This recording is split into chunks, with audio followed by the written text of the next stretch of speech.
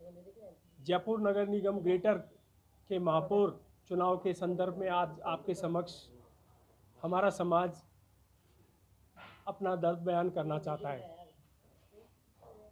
संदर्भ यह है कि महापौर का उपचुनाव और उपचुनाव में ओबीसी महिला वर्ग का आरक्षण और उसमें जयपुर से इस उपचुनाव में रश्मि सैनी को महापौर का प्रत्याशी घोषित किया गया बीजेपी के द्वारा। मैं इस बात से जोड़ते हुए कहता हूं कि माननीय नरेंद्र मोदी जी ने पूरे हिंदुस्तान में भाजपा को मजबूत करने के लिए जो अथक प्रयास किए और भाजपा को मजबूत किया, उस मजबूती का अनैतिक फायदा, गलत फायदा प्रदेश इकाइयों द्वारा उठाया जाना शुरू हो गया है। उस मजबूती को कहीं ना कहीं प्रदेश इकाई द्वारा कर्ज लिया जा रहा है और उस कर्ज की आड़ में पदों को बेचा जा रहा है।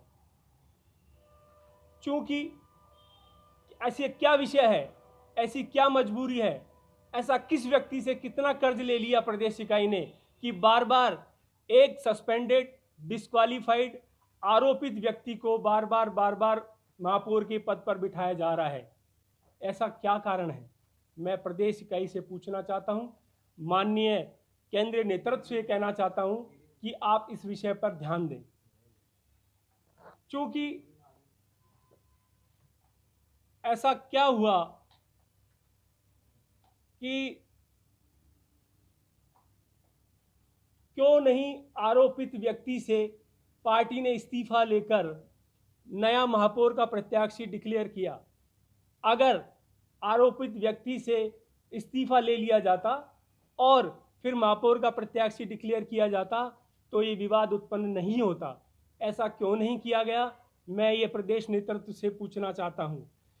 प्रदेश नेतृत्व में मैं ये भी पूछना चाहता हूँ कि जयपुर मूल में, जयपुर शहर में जो कि माली कुमावत बाहुल्य क्षेत्र है, क्यों नहीं इन दोनों जातियों से और इनके समकक्ष दूसरी नाई, कुमावत, ओबीसी में यादव, जाट, ऐसी किन जातियों से क्यों नहीं लिया गया और एक बाहर के व्यक्ति को चुनाव लड़ाकर किन विपरीत परिस्थितियों में उनको महापौर का चुनाव लड़वाया गया और उसके पश्चात लगातार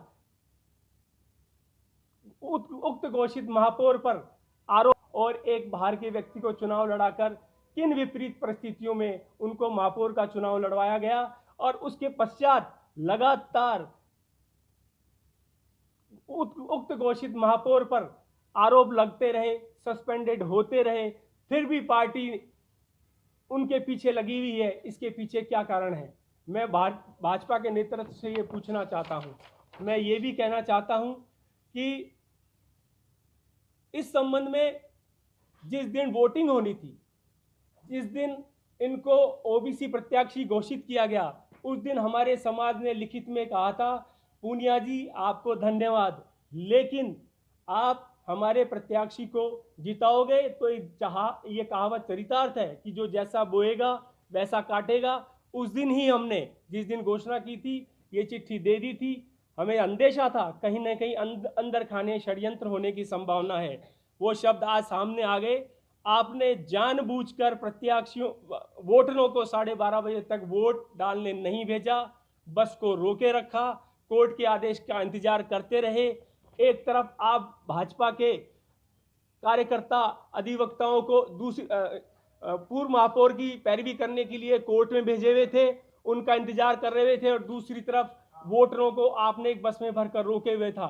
ऐसी क्या परिस्थितियां बन गई थी? ऐसा कौन सा ऋण आपकी प्रदेश इकाई ने ले रखा है जो उतर नहीं रहा है और आप उस ऋण को चुकाने के लिए बार बार एक आरोपित और सस्पेंडेड व्यक्ति को महापौर बनाने के लिए लगातार आतुर हैं? मैं आप सब लोगों के, मीडिया बंधुओं के सामने ये कहना चाहता हूं कि ये जो षड्यंत्र किया, दो ड्वेलिंग सिस्टम किया, एक तरफ आप उनको मुकदमा लड़ाते रहे, इवन तो आपको उनसे त्याग पत्र लेकर इनको प्रत्याशी घोषित किया जाना था, वो नहीं किया, और दूसरी तरफ आपने प्रत्याशी घोषित करके सारे पार्षदों को बाड़ेबंदी के नाम पर एक बस में बैठाए रखा और 12:30 बजे तक आपने उनको वोट नहीं डालने दिया। इसके पीछे क्या कहानी है?